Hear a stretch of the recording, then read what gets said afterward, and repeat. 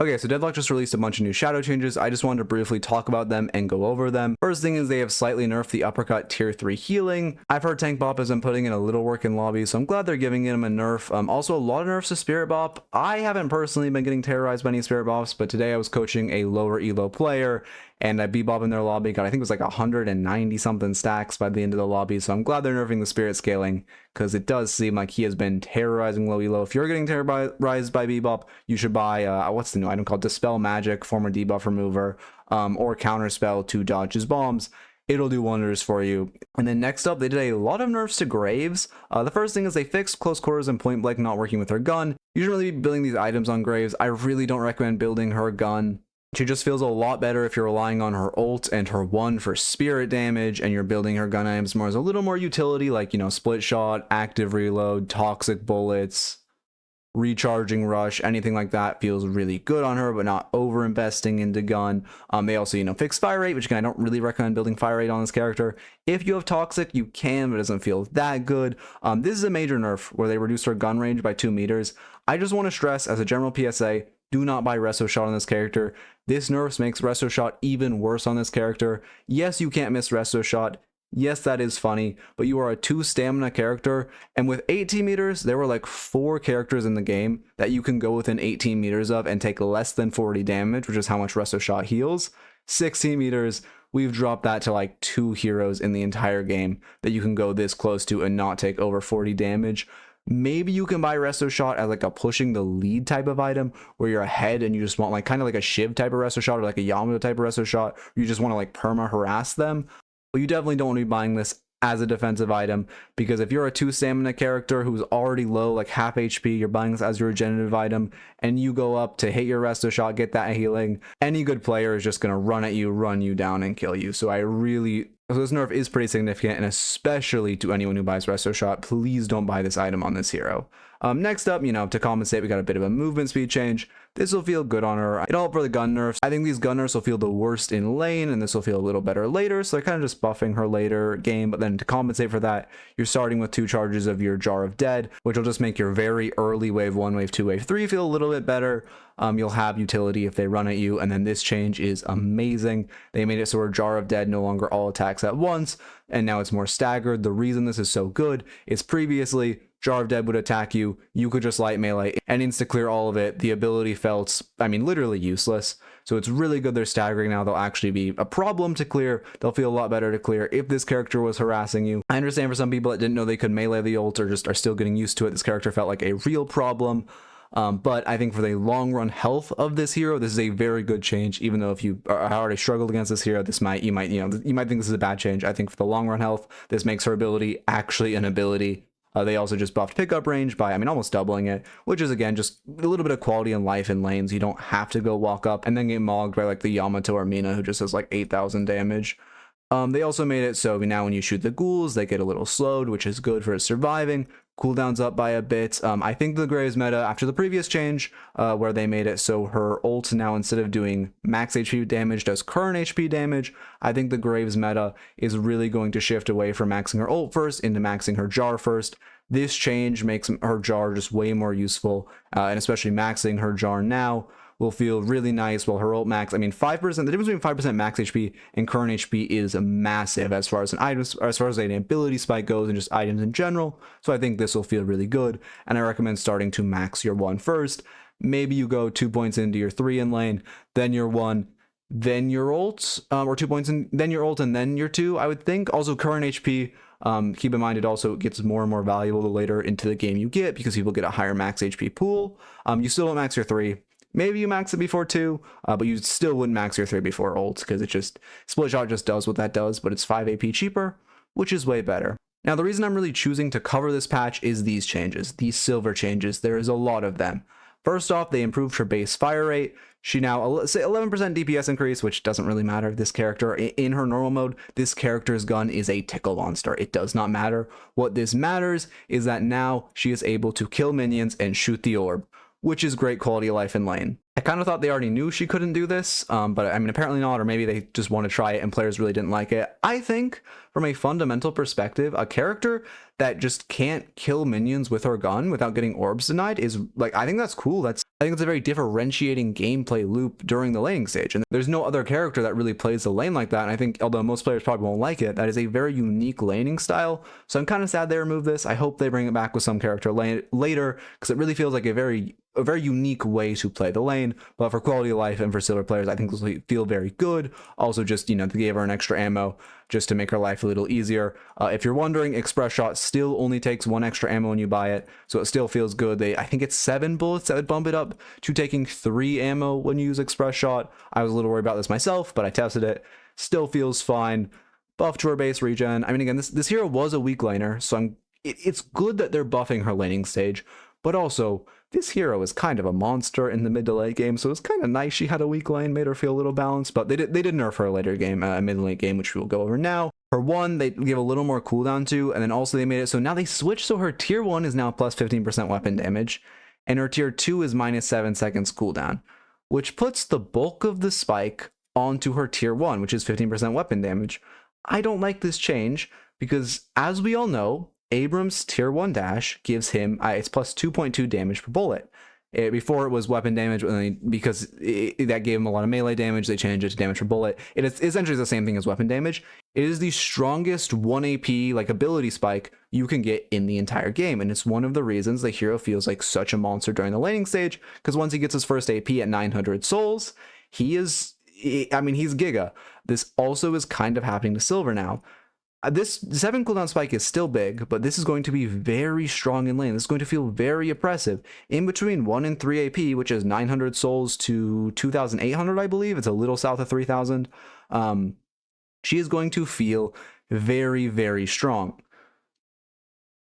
Especially, I think we're going to start seeing some silvers putting a point into her 2, which gives CD, so do 1 point into her 1 first, then a point into her 2, which means when she has 2 AP, she is going to feel very oppressive in lane. I think you're really going to have to respect her in between that 900 and 2,800 mark, but that also means once she gets 3,600, she gets her ult online. And once she gets her ult online, she also feels very, very oppressive because it's very strong. So now we're giving her a very small window where you can punish her, which is in between 2.8 and 3.6k souls. So I don't love where this is going, and again, I really don't like when tier 1 abilities have a very strong spike like this, because it feels so oppressive, and for a lot of new players, it's very hard to discern why it feels so oppressive, because it isn't intuitive of how important the tier 2 power spike is in lane to hunt for, and how, putting that on a tier 1 ability, which again, this tier 2 is still significant, and you are still going to go, I would assume this is the first tier 2 you get, but this is strong in lane. It's gonna feel a little scary. I don't like this change personally, but I would love to be wrong about this. Another great change, they reduced her tier 3 1 current health damage from 10% to 8%. I think this is gonna keep going down. I think we're gonna see this drop to at least 6%.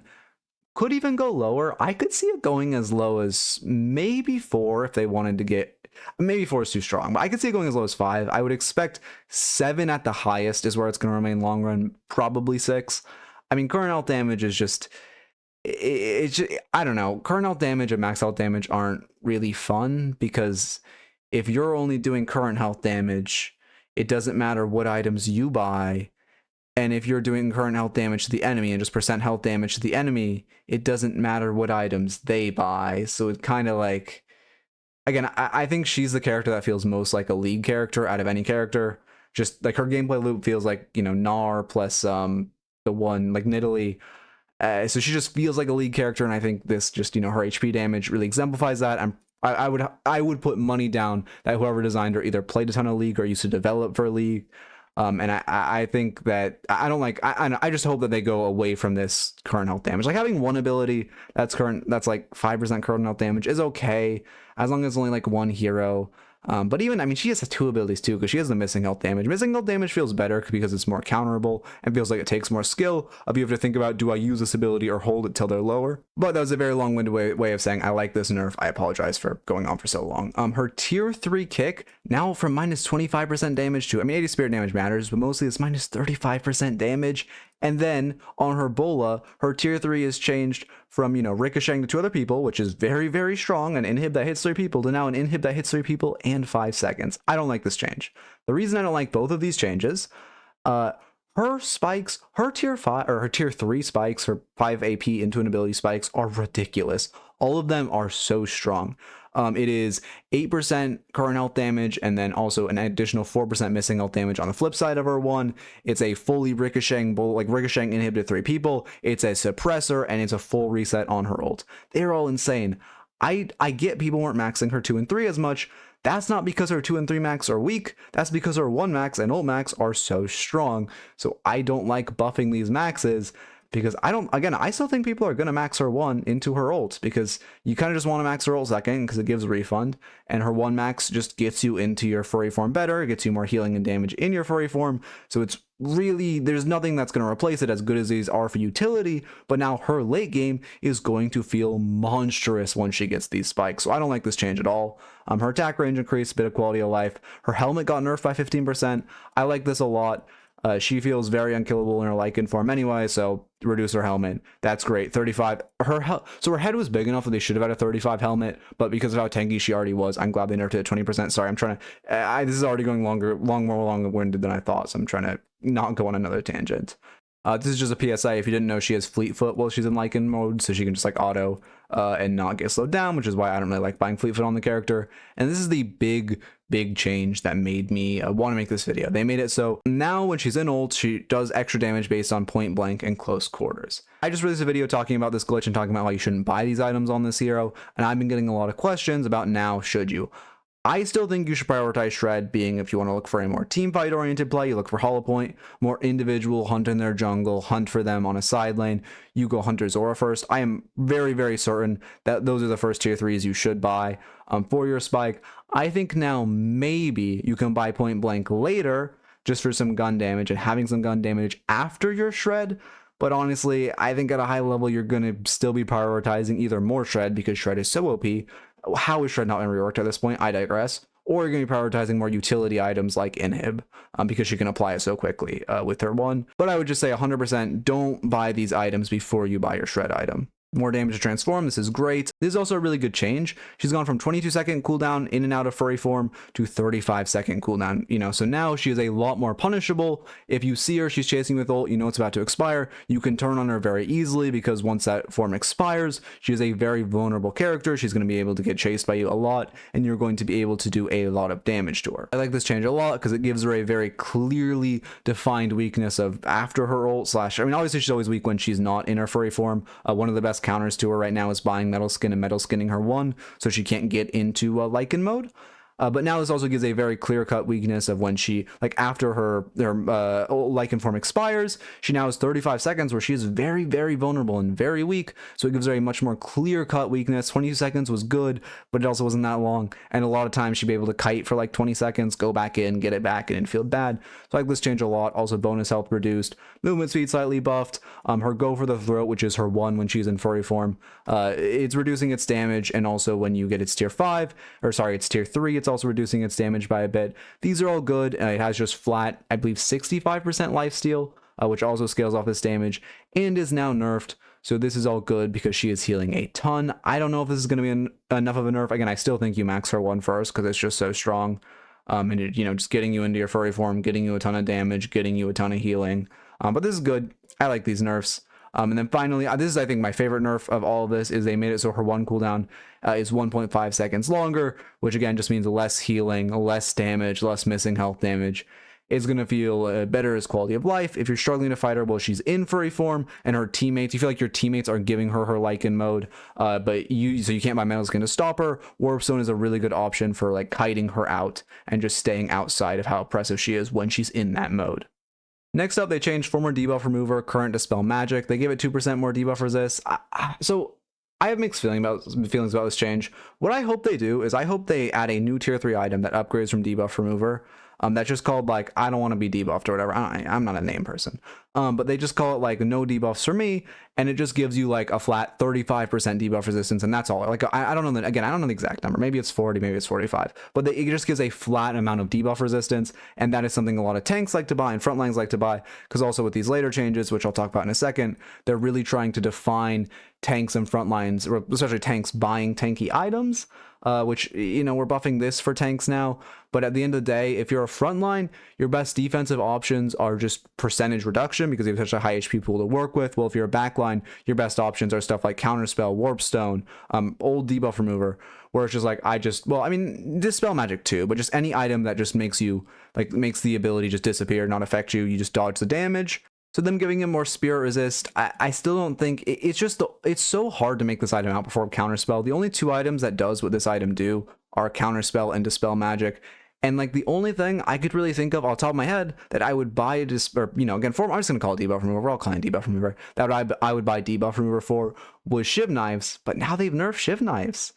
So like I can't think of many worlds where I'm buying this item over Counterspell. Maybe as a frontline, and you're trying to make this a more frontliney item, but it doesn't give debuff resist anymore. So it's not that good of a frontline item anymore. And it's like an okay backline item, but again, backline just kind of prefer Counterspell. So I hope this gets a more clear-cut role in the game where they're like, hey, this is the frontline like cleanse item, the frontline cleanse item, and now we're gonna release, or this is a backline cleanse item, and now we're gonna release a flat debuff frontline cleanse item. Also, again, well, they did I'm so glad they nerfed Furry Trance. I don't think this is enough. I've been crying that this item is OP for 6 months now. Thank God they finally recognized that as an issue. I think you need to drop 40% Spirit Resist is ridiculous. You need to drop it to like 30, or you shouldn't be able to pop Fleetfoot in it, since you can just remove the downside. And then also, or they should just make it an orange item so it isn't also giving the green and defensive investment. But this is a great direction. They removed the lifesteal a bit, in view on reverb. I mean, it's been feeling very oppressive on heroes like Yamato putting on her 1, so that's great. Also, these resilience changes I talked about, where they've made it so now they trigger 5% HP higher, but they're 8% HP resistance less, which is just making them more and more push for front lines. I like the vision. I think it's good we're trying to get tanks to buy tank items. The issue is when you just buff the tank items, but you don't, or you buff the items you want the tank to buy, but you don't nerf the items they are buying, like, you know, Abram's just building pure damage and just one-shotting anyone he wants, or like, you know, it literally is, or any of these front lines are just like building pure damage and one-shotting everyone. At the point where they are going to choose to buy these items, if you keep buffing them, is when they are just so immeasurably OP, they are already more OP than the damage items, and the way they are building the characters around damage. And I mean, again, in my opinion, frontline and tanks are the strongest role in the game right now. So when the point that happens, it's going to be an awful meta where them building pure tank is more valuable than them building damage, unless you actually start nerfing the damage.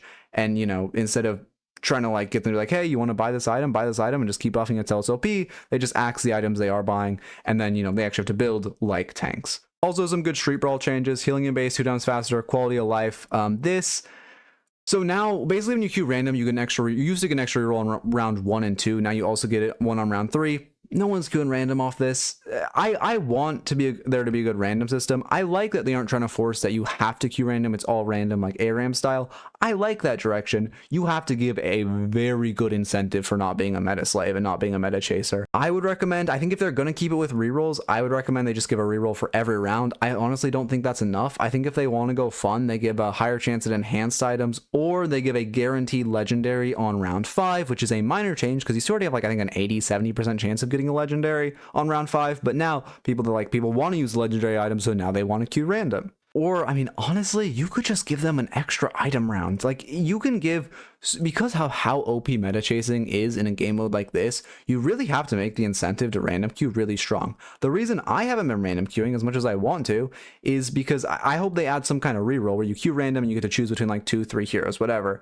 Because I want to queue random, but then when I queue random and I get an M1, I just have no fun for the entire game. I hate playing M1s. I hate playing, you know, like I got Wraith. I hate playing Wraith, and I was just miserable the whole game.